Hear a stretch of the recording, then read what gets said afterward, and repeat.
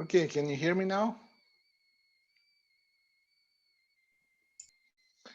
So, welcome to the operating systems course. This is some of you may know me, some of you may not.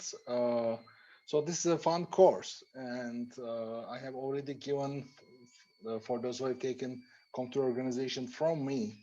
I have made quite a lot of references to this particular course, and for them, I also advise them to watch a movie before starting this one, and it's the movie called Matrix. Okay, so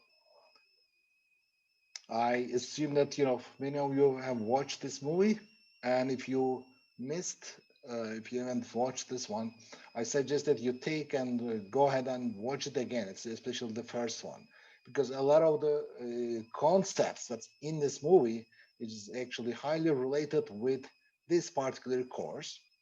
And if you remember in that movie, who's this guy? Can anyone tell me? Morpheus, yes, exactly. And the central question for the first one was, what is the matrix, right? And he had answered this, and he said that no one can be told what the matrix is, and you have to see it for yourself. So this is basically the point where you can where you are at this moment. You should either in this case take the blue pill or the red pill. Okay, and if you remember, if you take the red pill, which means for you to withdraw from this course or drop it completely, or if you prefer to take the blue pill, then well you should come and join us and for the rest of the semester. Okay. So what is this course about? This course is about, of course, operating systems, and you have been using the operating system for so far, and it's essentially it's what runs in virtually in every computer in the world today.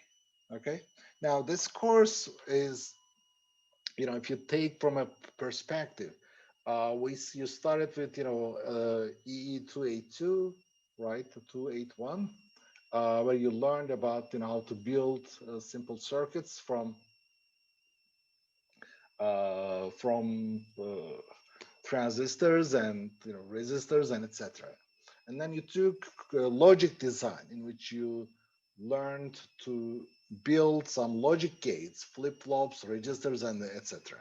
And then after that, you took computer organization, in which we had designed a processor. We have learned about the memory systems. We have learned a lot of other things, and you have also learned the assembly language. And then but there's still this gap, okay, between what you learn in the computer organization course and the world in your applications. Okay, so in that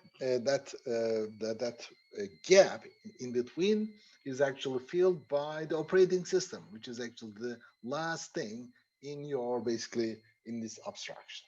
Okay, so this operating system, it's very essential, and it is not an easy thing to do. And pretty much every device that you buy has some sort of operating system, and then it dictates how they operate. It basically tells you how robust the system is, and etc.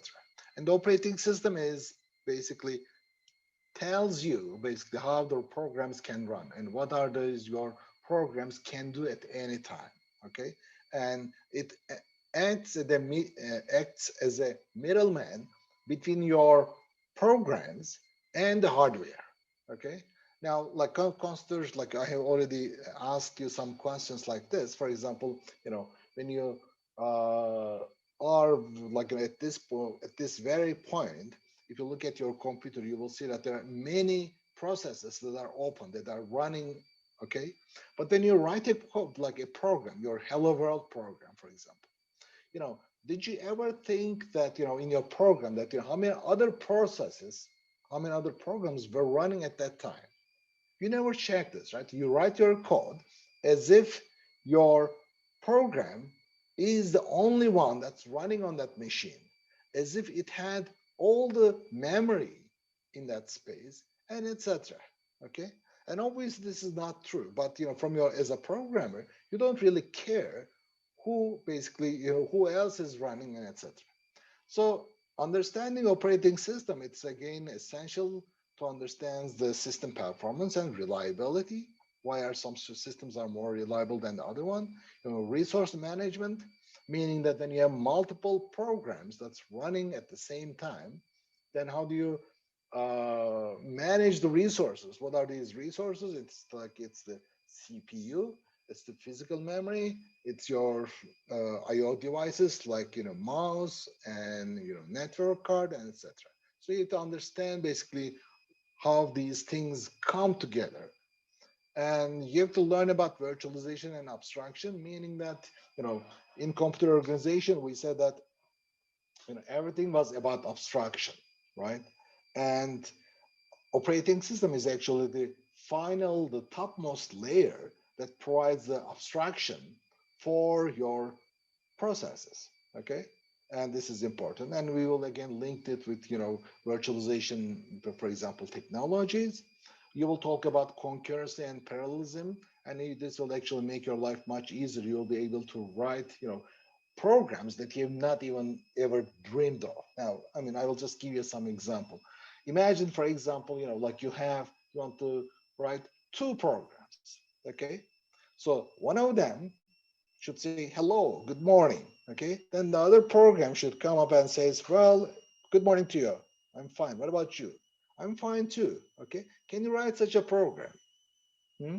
Completely two programs. Programs called Ali and programs called Willy. Okay, and you just like run them at the same time and let them speak to each other like this. Hmm? So this sounds very simple, but at the same time, you may realize that this is actually very, like this is beyond what you have been doing so far. Okay, it sounds simple, but it's also beyond what your capabilities at this time. Okay, so in this course, you'll be learning about this concurrency and parallelism, and you'll also be talking about hardware interfaces and I/O. Like what does it mean to a driver? What does a driver do? Okay, and etc. And then we will be talking about the kernel essentials. The kernel is the portion of the operating system that actually lies at the core of this software. Okay, but you know most likely you will not do. I mean, like there's very little chance that you'll be designing operating system from scratch. That's a daunting task. Okay, it's such a daunting task that even some major companies may fail in this. I mean, take for example Microsoft, right? They have built Windows, right? And but when you look at when they try to develop an operating system for the mobile devices, they failed. Okay, it just tells you that this developing an operating system is actually very complex thing, and it's it has a lot of engineering principles. It's also an art. Okay, and so it's when you look at this, it's about actually developing a very complex system. And I argue that the operating system is one of the most complex things that you have that you have to engineer. So this is the basically what we have in here, that it provides an illusion. Here we have the hardware. Okay, it is very complex, and in this hardware, each of you have a different hard disk, right? Each of you have a different monitor. Each of you may have a different CPU, right? But when you write your code, you don't care what it is. Okay, because you have this. And as the user application, for example, when you're writing your code, you're not worried about whether the type of what your type of the disk is. Like, is it a USB disk? For example, you want to open a file from from some medium, and when you do so, you just give him the path.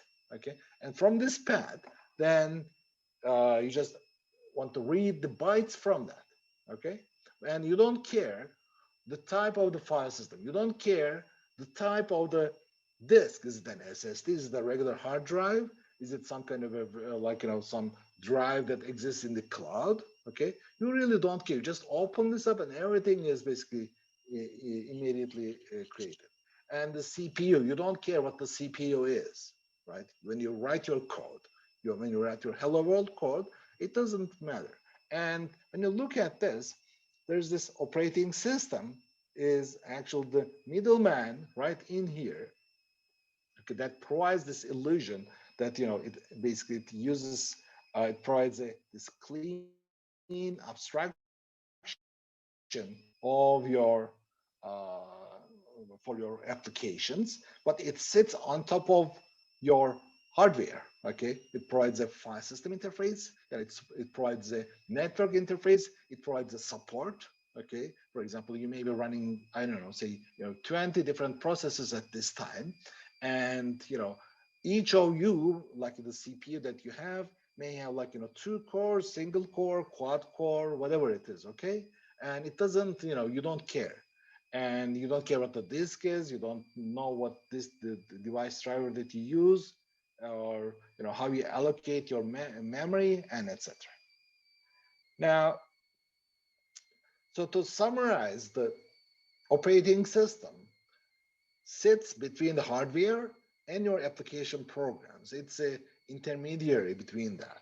Okay, and it provides a set of abstractions. What are these? First, every application thinks that it has its own CPU. Okay, when you write your code, you don't worry that you will be stopped at a certain point, etc. You don't worry about this. And every application thinks that it has access to a clean memory space. Okay, we have learned this in the virtual memory power portion of computer organization, but in this basically course, we will now cover the portion that is related with hardware. So you'll be so that the whole uh, virtual memory system will be complete. And each application thinks that it has a very simple interface to hardware devices. When it can be your network, your keyboard, and etc. Okay, and when you're, for example, reading from when you have to draw something on your monitor, your program should not know the size of your monitor, or the frequency, or all the other details. And then apart from the abstraction, it also has to do arbitration. What arbitration means is, you know, the resources at the hardware level are limited. Okay, for example, which application should be granted the CPU at this very moment, or if you have if you have a limited memory, which is, as we have seen in, again, computer organization, which can be very little compared to the virtual address space that your processes have, then how much memory should be allocated to which process, or which application should be granted for hardware access, to access my network card, to access my monitor, etc., etc. Okay, so let's go over them. Like, one of them is what we call the concurrency. The concurrency means that, we want to give the illusion that every application or every process has its own CPU. So when you look at, I have these two different processes that are running, and in this particular case, they both think that they're the sole user, they're the only users of the CPU. Okay, whereas in reality, what your CPU does is, it runs the first process a bit, stops it, switches to the next one, runs it a bit, and etc. Okay, so when it can do this so many times every second, then you can, listen to your music, and also, open up your editor at the same time, and then work on this. Okay, so whereas in reality, maybe you have access to only a single CPU. Another one that you already know is the virtual memory.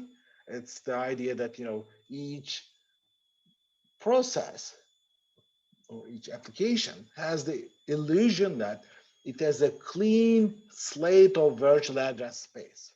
Okay, and then it's not sharing that space with anybody else. Okay, so these two, for example, processes, they believe that they have this nice virtual address space, but through this virtual memory system, they are mapped onto this physical memory. Okay, and then so it's this whole virtual memory system, which actually makes your life much easier.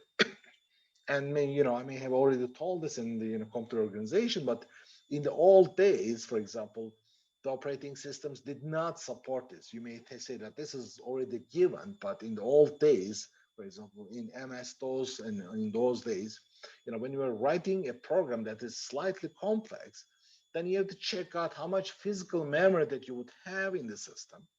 Okay, and if your data structure is not cannot fit into that physical memory, then you have to do a lot of tricks. Okay, you have to partially load some of the data into the memory, and then work on this, and then you have to when it's then when you have to move on to some other portion of the your data structure, then you have to save it to some other file and then read it, and etc. And then all these things had to be done by the programmer.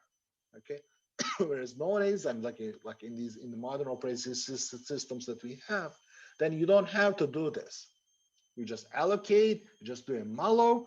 When you're declaring your variables, you don't worry at all how much physical memory that you have. And again, this is something that's been done by the operating system with help from the hardware which you have seen in computer organization. Beyond this, there is also the multiprocessor support, meaning that now we have processors like that have multiple CPUs, multiple cores. They can run multiple applications in parallel, and you have to ensure that when you have these multiple CPUs, then how do you ensure that the memory and the cache contents are consistent about different among different cores? Okay, and this is again tricky. And the file systems, well, file systems is actually, it's again another big illusion, right? And you know how a disk operates. In a disk, you have blocks, right? And you read and write blocks. That's it.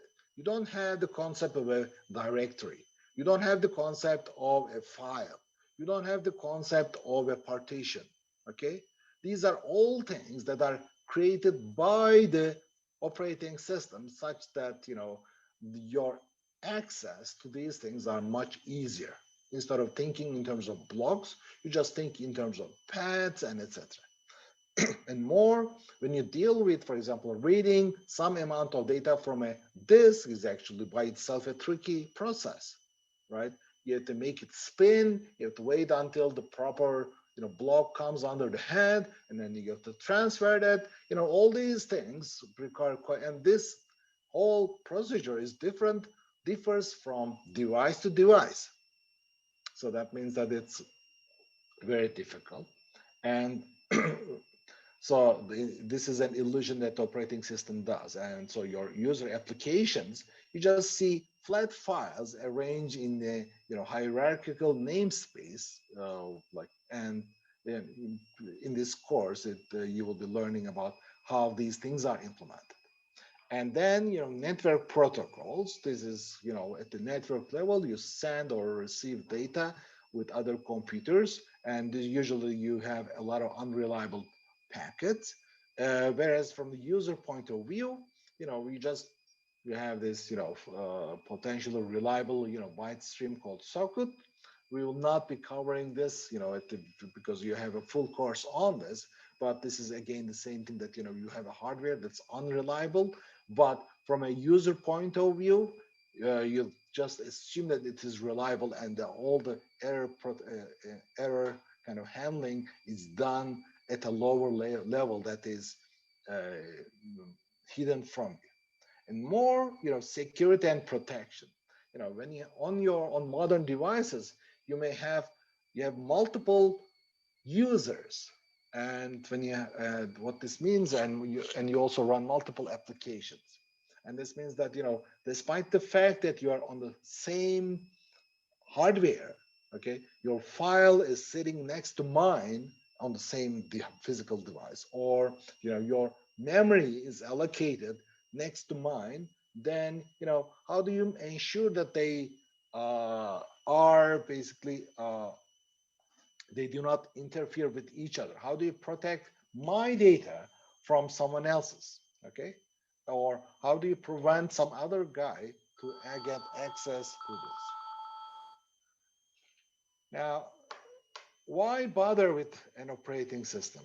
It's because, well, you know, we don't want you to, like, it gives you a clean view of the system. And I have uh, told you that, like in the computer organization, that you will be, as computer engineers, okay, most of the time you'll be developing applications, right?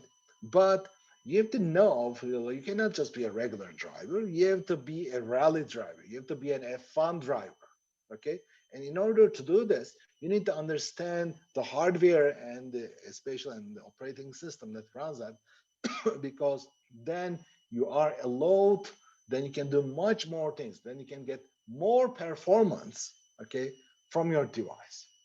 And also when you do things, then uh, you sorry, then you understand how they work.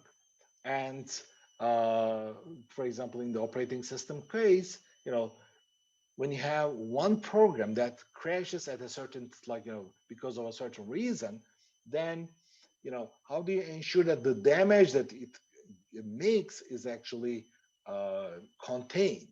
In the early days, again, when you are developing code, for example, in MS-DOS, okay, then if you had some kind of a memory referencing error, then it would crash the whole operating system, which was a horrible thing to do. Okay, but now how do you make sure that, but how at this time when you run a program which some like a null pointer, then you just get a crash. It crashes the program, but the rest of the operating system and the applications just continue to run fine. And it's important. And more efficiency, meaning that how can you have multiple applications running at the same time on the machine, and etc. So you will not be writing one from scratch, as I said, but you have to, the understandings will definitely give you an edge. And when you get an error, okay, and especially when you're doing cutting edge applications, then it's important to understand basically why you're getting that error, what it means. Okay, how can you resolve this? So you need to understand this big picture. And it's more than the kernel. And what we will do is, we'll be putting together a lot of things like data structures, concurrency, performance, resource management, synchronization, networks, distributed systems, and etc. Okay, and a lot of these things will also be appear in your interviews. Okay, so all these topics are so essential. And of course, it's the basis for the future work in other areas. Okay, distributed systems, peer-to-peer networks, sensor nets, and etc. So when you have an operating system, then there are a lot of design issues. Okay, structure. How is the operating system organized? For example, if I tell you, you know, how do you start writing an operating system? Is it just another program just like this? Okay, how do we say that it sits on top of the hardware? But how do you start? Where do you start? Okay, is it just one big while loop that does something, right? So, or where do the drivers get into the picture? Okay, how do you, like, does it modular and etc. And how do you share limited resources across users? Okay, how do you how do programs and users names and access resources? How do you prevent malicious users to compromise the system in your NDF, for example, in terms of credentials? How do you keep everything fast despite providing this? And what happens when a program crashes because of a failure or a bug? Or like extensibility, how do you allow users and developers to add new features? Communication, how do you if you have programs that are running, then how do they exchange information, okay, and concurrency, how they're created, scale, what happens when the demands on the resources increase, and distribution, which is how do many computers interact with each others, or accounting, how do we check, how much disk or CPU usage you have. So these are all things that we'll be covering. Now let me, our next lecture, I want you to do a little bit of a web surfing. You have to learn a little bit about the Xerox PARC. What have they invented? Ken Thompson and Dan Ritchie, what are they known for? How did MS-DOS become so successful? What's the relationship between Xerox PARC GUI and Apple GUI, what's Slashdot, etc. Okay, so these are things that you should just on your phones just read about it. And if you haven't watched the movie, then I highly suggest that you rewatch it, or even if you have watched this a long time ago, then you can now go ahead and watch it, and it will actually make more sense, and so on. So so what I will do is I will now open a poll. Okay, so you'll have 5 minutes.